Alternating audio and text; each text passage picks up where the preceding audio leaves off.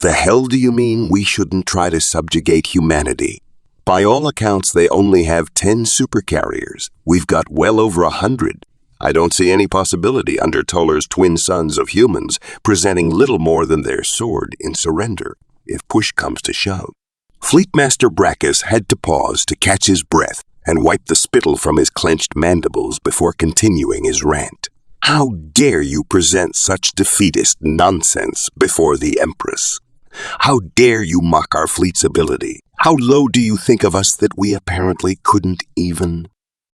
Silence. With the words of the Empress hanging in the air, Brackus stopped his ramblings immediately, bowing his head in reverence as he let out one final indignant huff of anger. As you wish, Your Majesty. The Empress rose from her throne and walked toward the holographic display of the galaxy before her.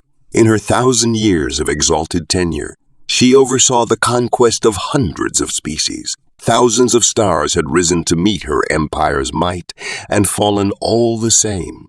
If one of her most trusted advisors for over 100 of those 1,000 years said something was risky, it was worth hearing him out, at the very least. Please continue, Scoutmaster General. Scoutmaster Ooler clicked his mandibles and lowered his head with respect to the Empress before speaking. I continue to stand by the claim that the humans only have 10 supercarriers. I continue to ascertain that our 167 supercarriers are insufficient in dealing with that threat. Fleetmaster Brackus was going red in anger, but one glance from the Empress was enough to subdue his rage into nothing but a particularly forced reshifting of his mandibles. For the time being, he'd let Ooler speak, but the Scoutmaster was unsure for just how long this could last. To elaborate on this, I'd like to go over what exactly is classified as a supercarrier. As I'm sure both of you know, a supercarrier is any vessel purpose-built to transport a complement of over 100 fighters to the battlefield. With a wave of his hand, the holographic display of the universe changed to a System Cracker-class supercarrier, the backbone of the Imperial fleet and the bane of untold numbers of species throughout the years. With its mere presence in a system, rebellions and rivals alike lay down their arms in submission. 700 meters long, meter-thick stellar steel plating, 4 antimatter fusion reactors, a complement of 150 Janus-class strike fighters, 20 Hulker bulk transports, and absolutely bristling with point defense armament alongside a dozen class, 3 railguns. It is the most feared and capable vessel in all of known space, or at least it was. The holographic display once more shifted, now to a ship of a blatantly alien design. Instead of the sleek gradual curves of any proper Imperial vessel, this ship was jagged, blocky, rough around the edges. Weapon mounts were clearly visible all across its surface. Sensors, antennas, and lights erupted from the surface in great spires, in a cluttered but clearly highly functional manner. This ship wasn't pretty, but based off of the massive blast doors and impressive armament, it was clear to both the Empress and Fleetmaster Brackus that this was an incredibly capable craft. This is the Yuchi Cairo, 550 meters long, meter-thick plating of similar strength to stellar steel, if not exceeding it slightly. Our intel on the internals of the ship are hazy at best, but from what can be gathered from the civilian communications and information networks, we have managed to breach it, has several antimatter fusion reactors alongside backup battery packs for emergency running. From visual inspection alone, we estimate this vessel is capable of carrying a complement of roughly 8,120 space fighters of varying makes and models. By all accounts, this is a supercarrier, and its capabilities are roughly equivalent to that of a system cracker. Military simulations show that in order for these vessels to defeat a fleet of 4 system crackers, the humans would need to commit 5 vessels of this class. Fleetmaster Brackus seemed to be in much better spirits now and began to interject.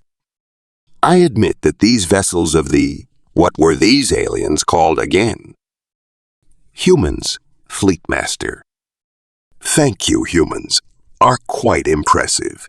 However you said it yourself, they only have 10 supercarriers. While we may incur more losses than if we were fighting the average galactic ruffian, the Imperial fleet should have no problems dealing with such things.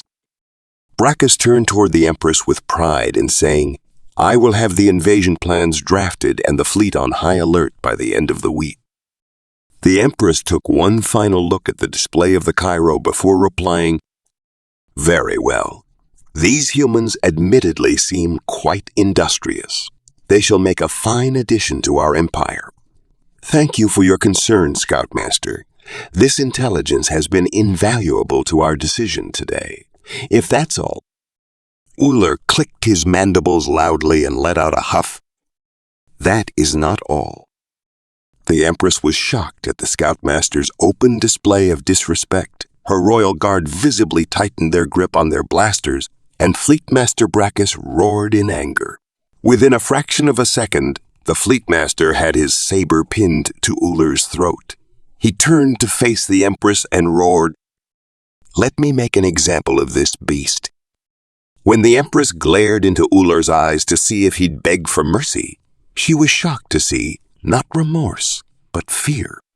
Not fear of her, or of the nearly rabid Fleetmaster Brackus, or even of the saber pinned to his vital arteries, but pure, unadulterated terror stemming from the holographic display behind her.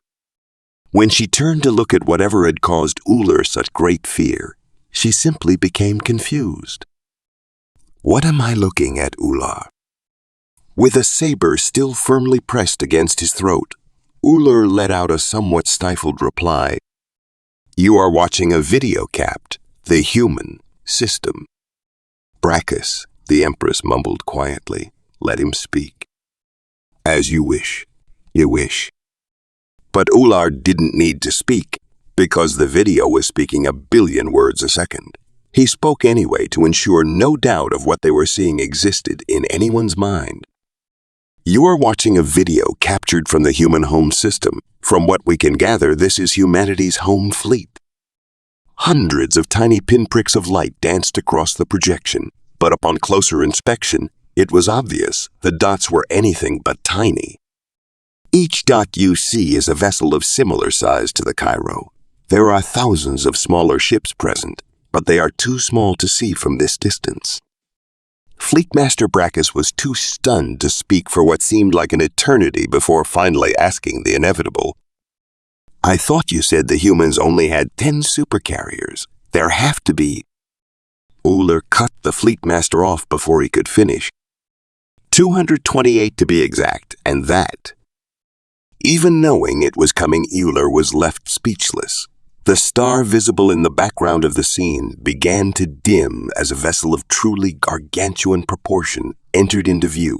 Eventually, the entire scene faded into nothingness as the massive vessel eclipsed the star entirely. That is a supercarrier. And they have 10? That we know of. Fleetmaster Brackus had to sit down to avoid passing out. The Empress had her claws tightly wrapped around the nearest railing to steady herself. How much do we know of these supercarriers? Scoutmaster Ooler shuddered as he uttered, What we call supercarriers, the humans call light assault craft. The Grand Imperial fleet in its entirety could be housed, supplied, and fielded all within a single human supercarrier strike group. The Empress turned to the Scoutmaster with a vacant stare. What are we to do? Preferably any course of action that doesn't lead to us acquiring an accurate count of supercarriers fielded by humanity. The Empress took one last look toward projection before clicking her mandibles in agreement. Thank you, Scoutmaster. This intelligence has been invaluable to our decision today. That is all.